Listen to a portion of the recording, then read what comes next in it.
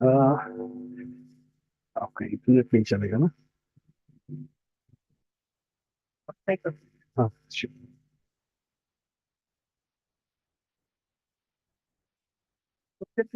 हाँ तो वो तो ठीक है ना, तो फिर मैं फाइल को सकता है इतना तो मेरे पास है कुछ नहीं।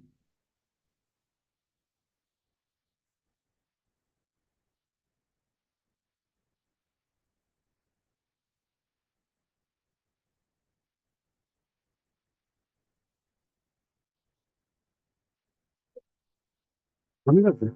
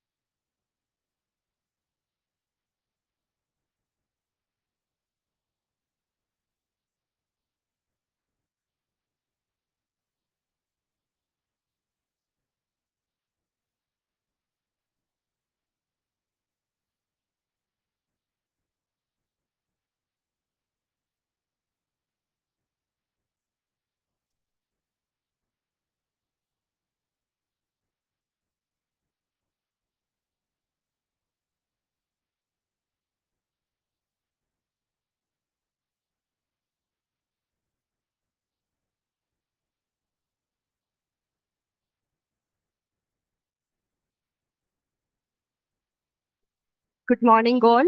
I'm pleased to introduce Dr. Nishant Sinha. Dr. Nishant Sinha is the product head at Times Internet, India's largest digital media organization, and a leading expert in artificial intelligence.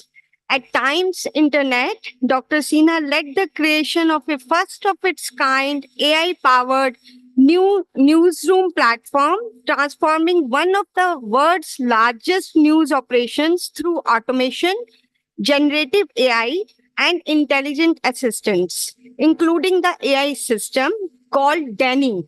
His work has positioned the Times Group as a global benchmark for applied AI at scale. So I'm happy that Dr. Nishant Sinha is here and he will talk about AI in healthcare. Good morning, everyone. And let me start with my presentation. If I talk something, yeah. So if you look at AI is everywhere. That is what I always say. And how AI can be utilized in different domain or different places or different vertical. Probably I would be speaking about it. Very happy to be here. Thank you, Dr. Sareen, giving me this opportunity. Today I will be speaking to the real doctors.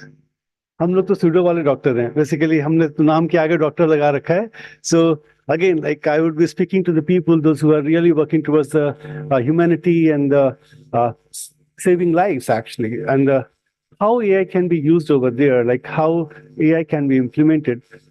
Probably you must be using AI, and AI is everywhere because when you start your day work, actually the AI starts there. At the same time, you as a doctor, AI is nothing new for you actually, because the days when you touched for the first time, knowing about the pulses, like how your body is acting, actually your body was acting as an AI training actually. And that is how you had been predicting what could be the disease. The only thing that I'm going to talk about is how the machines or how the technology can adapt to the similar kind of experience that you're having or similar kind of experience that can be translated. And that is how it is artificial intelligence. That is how we are making the machine, the dumb machines, artificially intelligent to do same kind of work or same kind of predictions that you had been doing so far. At the same time, from your day start, whenever your day starts, in the morning, whether it is a brush or a mechanical brush or the machine brush that you start across, AI start touching you upon. Whenever you are looking at your mobile, the AI touches upon because it says sometimes your iPhone or Android phone says you need to message someone or you need to call someone or some of the mails has been missed across. So this is all trained machines that is speaking to you and giving you insight over there. When I say AI is everywhere, when you book an Uber, many times you might be finding it identifies in which direction or what are the things that you have been talking about or where you want to go across, and some of the suggestions that will come across is based upon those actually. So that is again the AI piece actually.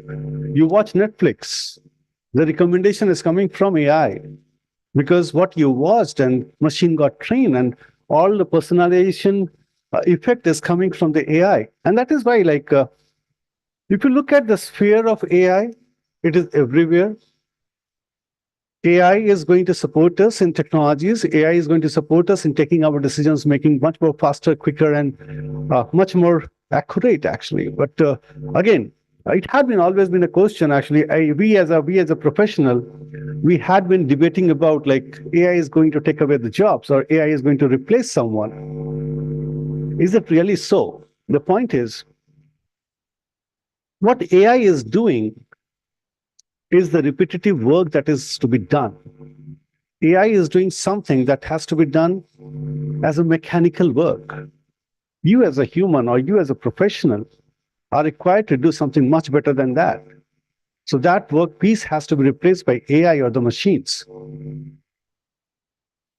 How accurate it would be or how good it would be We'll debate about that later. Actually, probably we'll be speaking about it. We'll be going through the journey. Actually, I've got very, very limited slides. Actually, very, very limited slides to talk about, because I really was not knowing like how much AI practices is happening across over here. Probably, my sincere apologies if I touch upon your areas where I'm not very much well versed with, because I really don't know the medical terminologies. But at the same time, I know the technology piece. Actually, we can collaborate together on speaking about the technology. Actually, I can talk about. So you are the expert of your field, and I know the technology, and this is going to give us the better result. Actually, so uh, before I start, actually, that is how like I'm saying like my sincere apologies if I miss upon some medical terms or miss upon some of the notions that you use across, and I cross that line and cross that bridge. So my sincere apologies for that, actually. So what I learned so far, if I talk about that, I started my career with DRDO. And I was a scientist with DRDO and was working with the landslide modeling. So I started doing the predictive models, actually. I started creating the predictive models because when you talk about landslides, it is about different layers of data that goes in. The soil data, the plantation data, the hydrological data, the rainfall that has come across. And based upon that, you create a model when the landslide will happen, or what are the probability of happening a landslide. You do the predictive modeling. I did the terrain analysis as well, like using AI, because if the weather conditions are like this, and if this is a terrain model, if it is a desertic terrain, or if it is a terrain where rough terrains are there, or it is a harder terrain, what will happen to my vehicle movements? Actually, as a DRDO scientist, I was working upon that, and we predicted which kind of vehicle can move from this place or that place. Based upon AI, it started deciding upon and giving us the route through which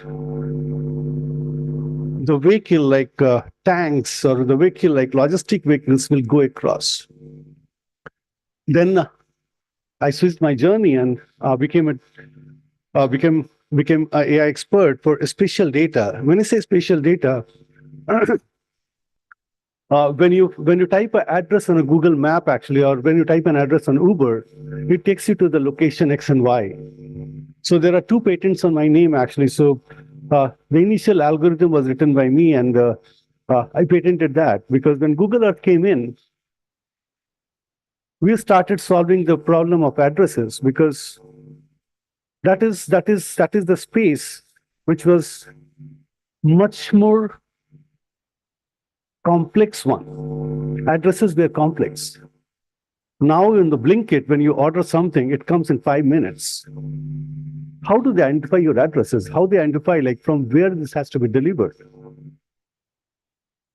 So, and moreover, like the addresses in India is much more complex, because we don't have much of the better street names, or we don't have the house numbers. I've seen a house number like Jai Mata Di as well. So all those complex addresses has to be given a X and Y coordinate for the delivery. And there the AI came into play. Like we started training our machines, which started knowing or understanding whether it is a multiplex complex or whether it is individual houses, what kind of orders are pouring in, and what kind of order deliveries are happening, how much deliveries didn't happen. We used AI for that. And that is how you have much more robust system of Blinkit as of now, or Zepto, or Amazon deliveries. If you remember initial days of Amazon delivery, they used to call like, hey, I'm standing at this location. From here, where I have to go? And used to tell like, go 100 meters, take a right turn, and there is a green building, and beyond that, there is a red building. That is my house. And he will call back again like, I'm here, I can't see the red house. And that is how the geocoding science developed, actually. So I invested my initial 10 years in geocoding sciences, where I was using AI for identifying the addresses across the globe. Moreover, if you look at India, the addressing system in India is like multifold actually. Like somewhere it is French addresses, somewhere we follow the Portuguese addresses, somewhere we follow the Indian addressing system, somewhere we don't follow any addressing system. My house is nearby Mukhiaji's house. And that is how we call it. And the machine need to get trained, and machine need to get trained to tell you like where that address is actually. That is how we started applying AI in addressing system. Then switched over my gear and went into RMS, and we started making EP curves, exceedance probability curves actually, like in catastrophe modeling, when it goes for the insurance actually. So you have to identify what is the probability of having X intensity of earthquake or X intensity of flood affecting this area, because based upon that, I'll decide upon the premium.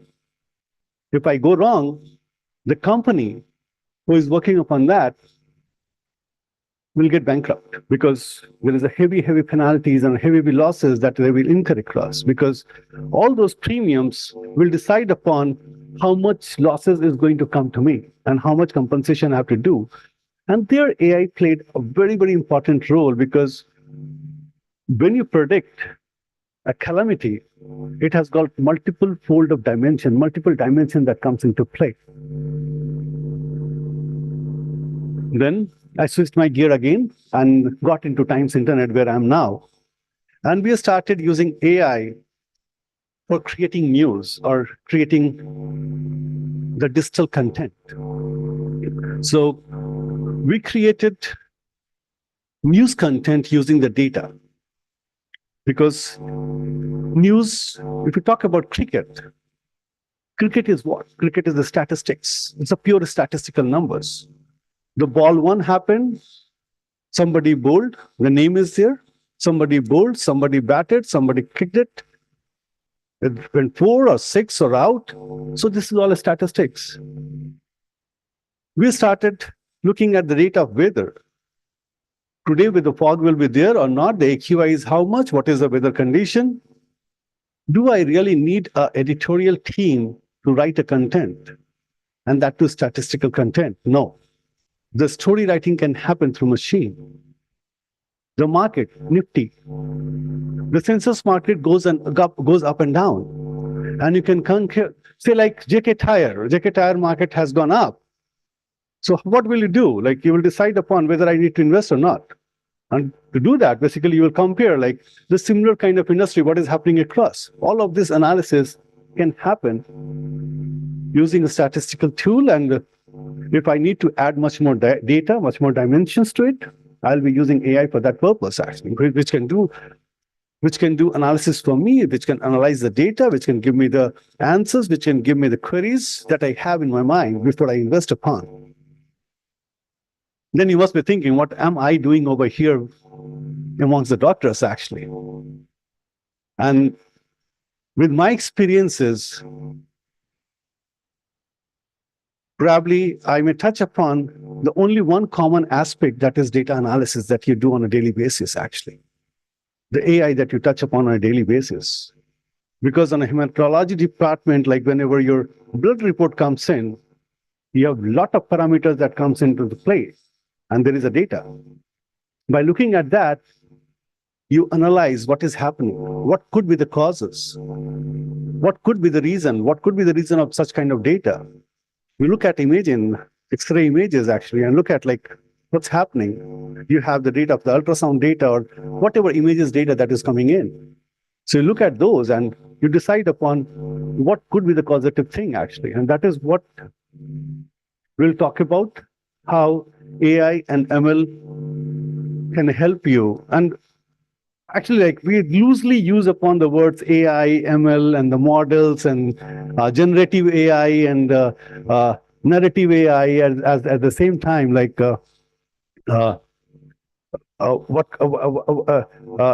some NLP models or large language models. So many of different words that will come in, and people get confused. Like, what is this actually? What are the things actually? What are the things that can be done? So, uses of AI, if I talk about, like Hello SIA and a simple O or aim locate if I talk about. So Hello SIA is application where it reads across your financial data, or it reads across your passport, or it reads across your visa. And whenever you book a ticket, it suggests you, hey, your visa is not valid for this country for which you are doing the booking. So you need to have a visa. Your passport is expiring in 6 months. So you need to renew the passport as well. In your itinerary, you have not said like how many number of people is traveling. So all of that. So based upon just one single scan of the ticket booking, it gives you all the related suggestions to you. And what it does actually, so it is scanning the content, and then after that, it is doing the recommendation. I correlate this exactly with the same thing. Like you have the data, you have the analysis with you, and based upon that, so many different predictions you will be doing across. So what is the role of yours actually in that case? In a clinical way, if I talk about, or a medical industry, if I talk about in a sum or in a overall holistic way, the AI plays a role in part of administration as well as the medical assistance as well. So we'll talk about both of that actually, like how this two can be segregated out. Because your ultimate goal is care. Your ultimate goal is taking care of the patient. It doesn't start with the journey when you touch upon a patient first, actually. The journey starts with when the patient comes in to your hospital, or much more before that, because he's planning to come to your hospital, actually. Many of the companies are investing, like it is not so like AI is quite new into this industry. In 2011, when Watson started their first model around health, so IBM started with that, actually, like this, they generated the model. And that is how AI practices started all of that at that time. And bigger companies like AWS or bigger companies like Apple or Samsung and all of these companies are investing a huge amount of money or investing a huge amount in technologies to scale it up. Any smart watches that you look at is the resultant of that, actually. Like, so imagine about one use case that we solved across at one point in time. So I'll be talking about my journey as well, like what we did in past actually, and how it helped across. So one use case was like on the location intelligence side, that how the emergency services can reach to the customers at the earliest. So we took example of elderly people in US. Those who were using the smart watches, mostly the Apple watches, we did the experiment with Apple watches actually. So whenever their heart rate was sinking, that was recorded by Apple watches, or they fell down. So nowadays, like you might have seen, like the new app that has come in on Apple platform is like whenever a fall will happen, it will alarm as SOS to everyone that we have included across. It has got electronic health record as well. So we did that, and we did the experiment. Like whenever the heart rate was sinking, or whenever the parameters were not correct, we informed the nearest health center as a SOS that this location needs a medical help. The nearest ambulance van were given the heads up which location to pick up. They decided the route based upon the AI decision making. So the routes were decided. And then their electronic health record were transmitted to the nearest health center or nearest health center, what kind of prevailing disease that person was having or what kind of help he would require. And then by the time that person enters the hospital, the doctor has all the related information for them actually. So we did this POC, And we did this POC with Apple as a company, and we did the POC from Pitney Bowes when I was working last with Pitney Bowes. So, and that was a successful business, actually. That was a successful one, actually. Like, we called it as location intelligence for healthcare. But ultimately, it was AI for the healthcare, actually. So, that's how I will be sharing across those experiences, those topics over here, and we'll figure it out, like what can be done and what cannot be done and what should not be done. And what different type of AI, what different use cases of AI can be used in medical sciences. By the way, the cartoons that you are looking at, so this is all AI generated. One is me, one is lemon and chili. So again, in news industry, in media industry, we created lemonchili.news. Because one day my son said, who reads 500 words news article on Indigo earnings? Just tell me whether I should invest into Indigo or not.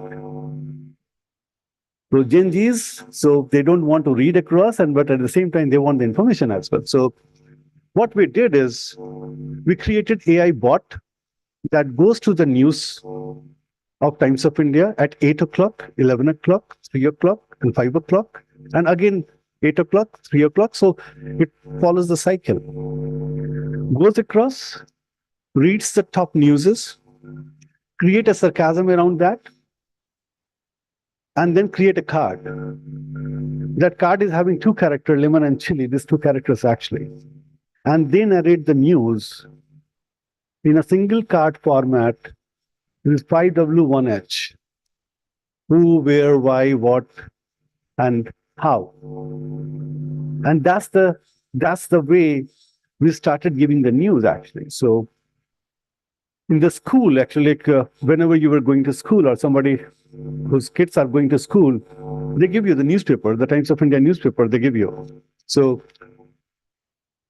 most of the time, we found that those Times of India paper, the way it was folded initially while delivering was remaining the same, and it was sold off to the kabadiwala.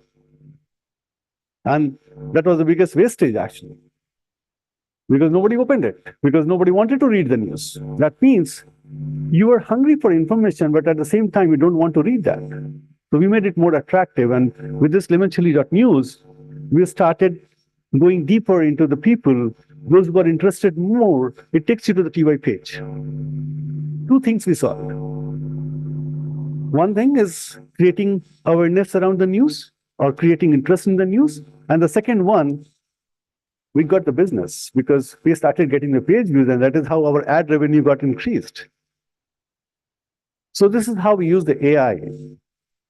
So we'll go through the journey with lemon and chili, and I tried doing that, and this is how we will go. So AI in healthcare, actually, like when AI is used, so you are making your healthcare intelligent. When you say like your healthcare is intelligent, that means the care delivery becomes much more smoother and functional, actually.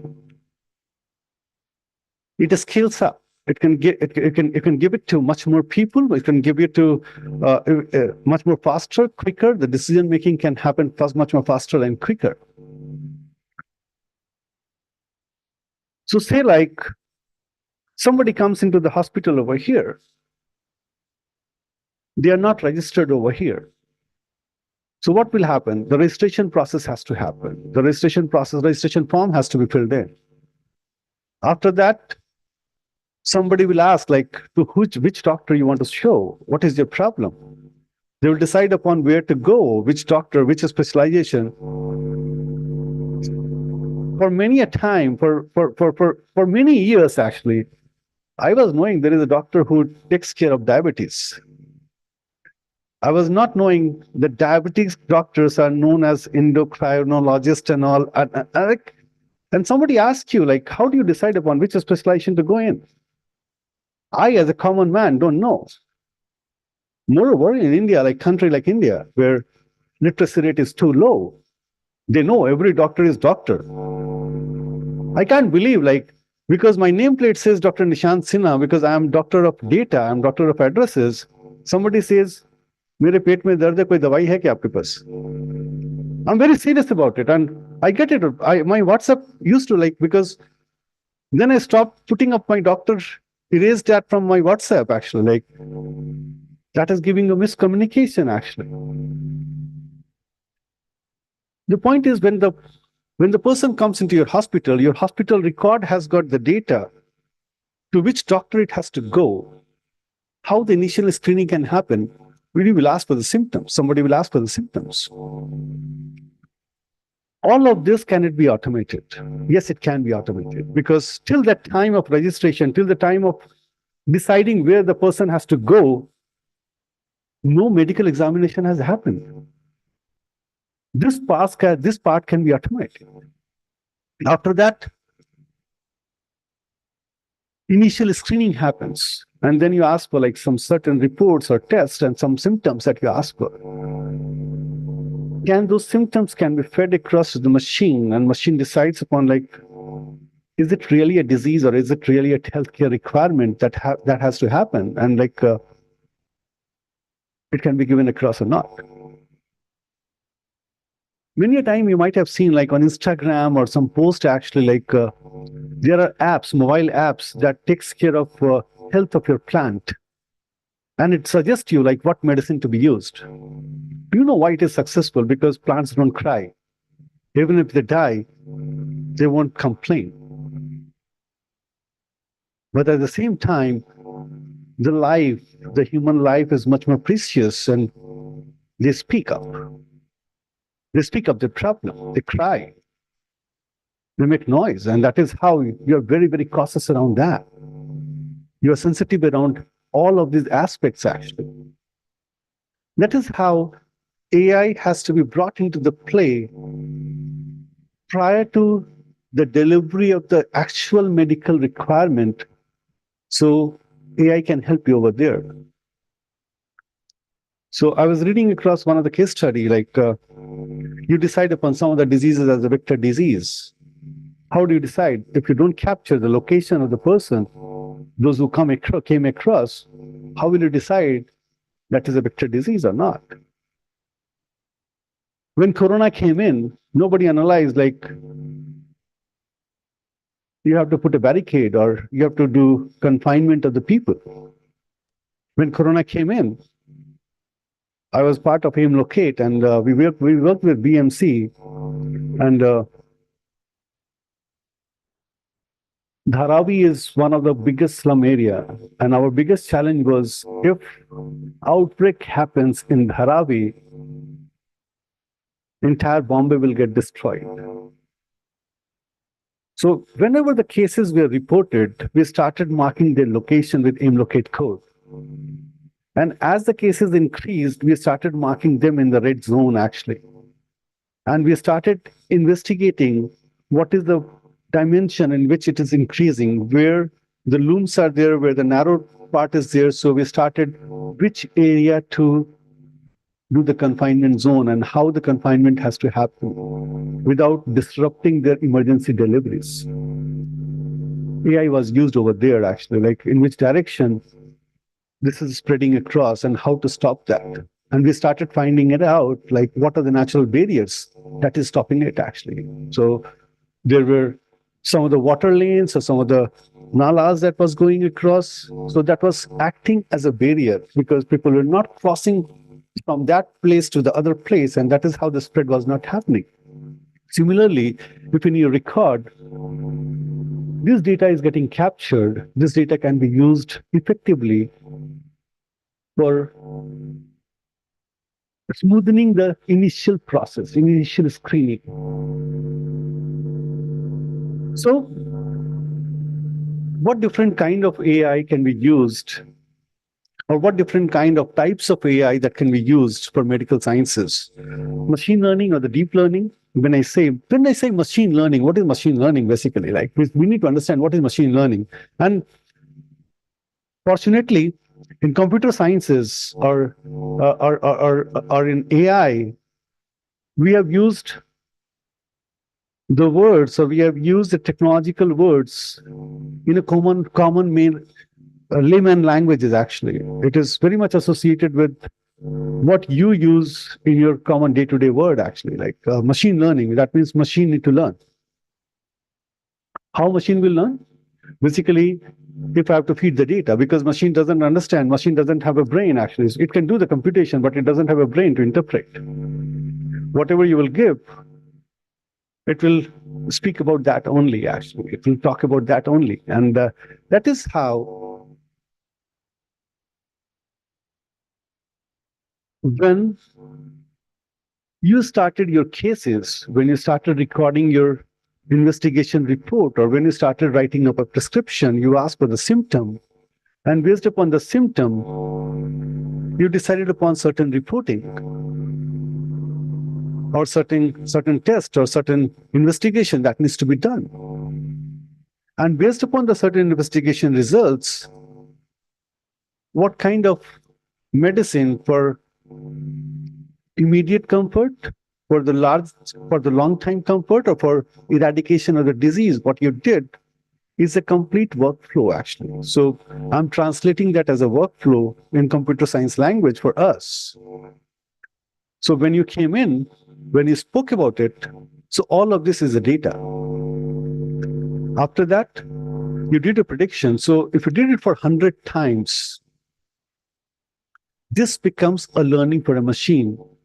So when my 101st customer comes in, or 101st patient comes in with the same kind of symptom, or with the same kind of reporting, I have a prescribed way of doing something.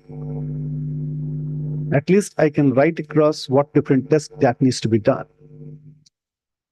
So these machines can start doing the work for you. And that is how this is called machine learning for us. And that is how, like, we feed the data. That means what we are doing is we are doing a supervised classification. We are making a classification because that is a statistical data, and that statistical data is going to the machine, and this database is running across and understanding, if this happened, what happened next? If this happened, what was the action? What was the cause? What was the reason? So it start giving you the result, actually. So when you start feeding all of this as a machine piece,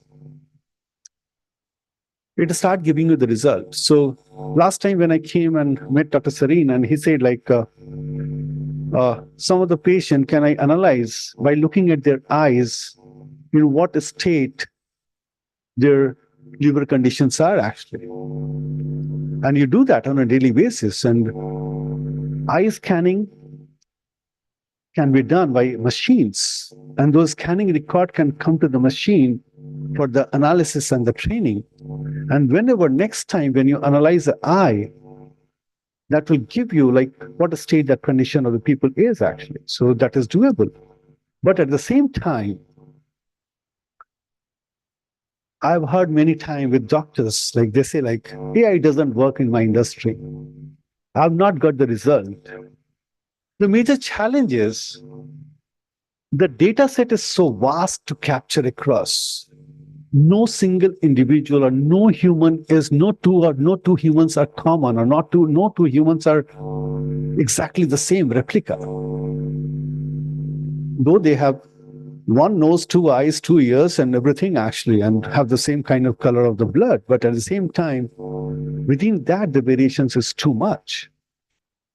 Some has a bigger platelet, some has a smaller platelet, some has higher HB hemoglobin and lower hemoglobin, and the liver size is different for every people, actually. And that means to train a machine on different environment, you need that many different variants to be captured across into the system, which will get you the result. And that is how, in different conditions, those input that is coming in doesn't become constant. And that is how the machine learning is required. The machine need to learn, and machine cannot be learned, or machine cannot be trained in one day or a single time. It has to be continuously improving upon your data. And that is how the machine learning helps across in analyzing your data. And moreover, if it is hematological data or if it is imaging data. So these are the standard pictures. These are standard snapshots. There is a prescribed range. And all of this analysis starts from the machine where you do the analysis itself. All of those digital record can directly go to the system, fed to the system, and then analysis can build across, and the findings can be built across. Moreover, every clinical conditions are different. That means dimensions are required. So every time, whenever the data is fed, different dimensions are also fed. By my eyes or by my human tendencies, I can go up to 6 dimensions only. Most of the human can go only up to the 6 dimensions. So if I have to go analyze multiple different dimensions, and if I need to slice and dice the data to come to the conclusion, we need to have GPUs that can work upon a huge databases and that can work upon a large data set. And that is how it is the large data processing or the model is getting trained upon larger data set actually. Then a good term that we use, neural networks actually. So it is inspired by, again, medical sciences. So we create artificial neural networks. What it does, again, the multiple dimensions, the informations are percolated down from one places to the other. All the data analysis can happen. The major challenge with your industry or with your field of work is the data is too biased because most of the population is healthy.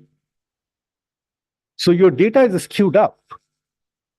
The data that you have as an unhealthy person is having a lesser ratio. Now the complete data set is skewed up. So all the analysis will have a bias, and those biases has to be removed. So that is called, in our terms, actually, like what we do is we boost. We call it boosting. We call it giving more weightages to those data set, which is smaller in number. And that is all about the permutations and combinations that we do across, which is giving me the result. So it is experimentation process. So machine learning requires the data to be fed, the output has to be fed, the classification has to be supervised, and the result has to come out based upon that. Again, NLP. So NLP is natural language processing. So that means one major challenge that we see across is there is no standard method or there is no standard way of writing a prescription. Because two doctors will differ upon writing a prescription. Somebody will say the causes in the left side and the diagnosis on the left side. Somebody will write in the right side. How it will happen, how the result has to happen. Moreover, sometimes I struggle actually. Like I'm not blaming you guys, but I struggle in reading the prescription because I really don't know like what is the medicine written over there actually. But the pharmacist knows actually what medicine is written over there and they give you. So the point is like how the OCR of prescription can happen, because once you digitize it, the OCR of the prescription has to happen. It has to understand in the common languages and common English. So those prescriptions has to be translated into a data. So all of this language processing will happen across. So you as a doctor will face a challenge when somebody says like, speak about it like I'm having a pain. And their terminologies, their speaking languages may differ across. And sometimes you're not able to understand. You start understanding like what the person is complaining about. By doing this, by having this natural language processing, it solves two purposes. It start giving you answers in the most common languages. The computer start speaking to you in common languages. So you are using a chat GPT nowadays, like everybody is using chat GPT or Gemini 2.5 or Perplexity actually. So that is free now. So what you're doing is you're speaking to the machine in your common language. The machine understands what you're asking and it gives you the result. It is doing the natural language processing. Ultimately, what is happening is it is breaking down your context, or it is breaking down your text into the computer signals, and computer signals goes back to the database and fetches out the exact same result that is required. You as a researcher must be using Notebook LLM. In Notebook LLM, when you upload a research paper or when you upload like multiple research papers, it creates the entire summarization and analysis for you actually, and how one paper is related to the other, and how one paper is having this information, and what are the different references that gives you across. And that is how this natural language processing start giving you the result in the common language that you understand. Then a rule-based AI. During 50s, actually, it was mostly rule-based AI, because at that point in time, the dimensions were not there. But rule-based AI, a rule-based engine powered with the AI gives you much more bigger power to understand what next to be done. What kind of diagnosis needs to be done? What kind of diagnosis can be done over here? It can start from a small symptom or a small report of the data, probably like if it is a brain scan or scanning data or the health scan data or the blood report or whatever kind of like diagnosis that you do across. So based upon that, these are all rule-based engine actually that gives you the result. Again, administrative application I talked about, like what are those actually? Because the journey of a patient or journey of the healthcare doesn't start only when the person comes into the hospital. It starts much more before that, and it ends up much more later that. As a follow-up exercise, if the bot can be created, those who understand the meaning of how you're doing, what different kind of work how you're feeling across, and if it can understand, the commute problem goes off actually, because most of the time when you say like, meet me after 3 weeks, it has been observed like 80% of the people don't show up after 3 weeks. They don't do follow-up because either they are cured or they are lazy. Whatever it is actually, but 80% of the time, this is not me actually, the study says like more than 80% of follow-up doesn't happen on time. Again, the person will show up like when he starts feeling the pain, but that is much more beyond those time actually. If he would have come and during that time, they would have been cured much more better. So can we use AI for that purpose? Actually, certainly yes. Because if some follow-up has to be done, some reports has to be uploaded, those can be done online and all those analysis can be done. And that is how like administrative applications can be applied over here. And that is how the smooth line or a streamline of the processes can happen over here. The major challenge that comes in, and when EHR came in, electronic health record came in, the major challenge was the privacy of the patient. What happens if the data leaks out? What happens if the data goes out? It's a personal data where you're capturing the name, you're capturing the person's age, you're capturing the person's entire addresses, and you're capturing different diseases. So there is always a dilemma of ethical values of using AI or ethical way of using AI. And again, what are the regulatory ethics? So in Europe, if you go like, I have all the right of asking my data back. In that case, like, how will I resolve it? So AI or non-AI, basically, like when the data is stored, that has to be protected. That has to be kept private. And AI helps you in doing that because it can care like a different aspect of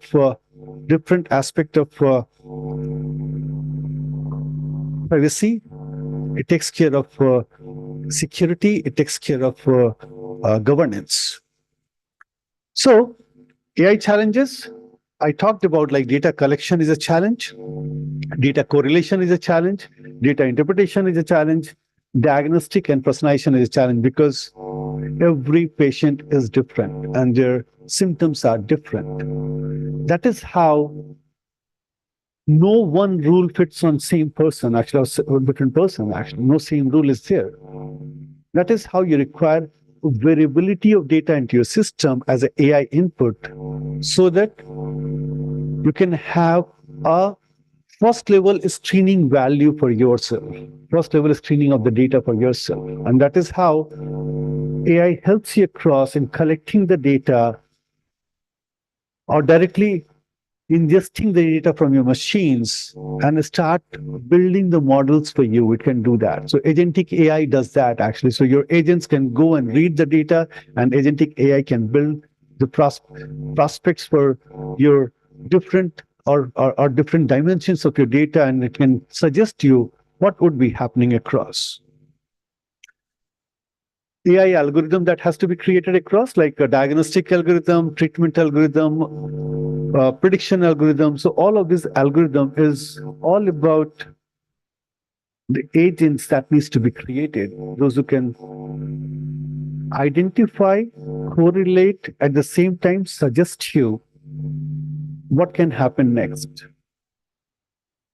You have a plethora of data, and those plethora of data can get integrated into software system, and that will help you. Because if you remember the journey of yours, actually, like by touching the person's hand to having the stethoscope, and after that having all kind of machines that has come up as an innovation, has helped you across. And that is how AI is a powerful tool that helps you across bringing those data on the table, the statistics on the table, and work upon those statistical data. Clinical research algorithm, predictive algorithm, does it replaces doctor? Certainly not. Doctor does the job of a doctor, not the data interpreter, actually. And that is what I always call upon, like AI, ML, or AI that has come in, gives you power of decision making,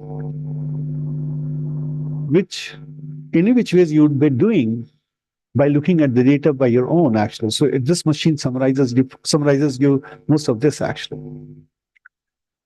But again, at the same time, the institutes like ILBS or any bigger institutions, AI implementation is a big task, actually. It cannot happen just like that.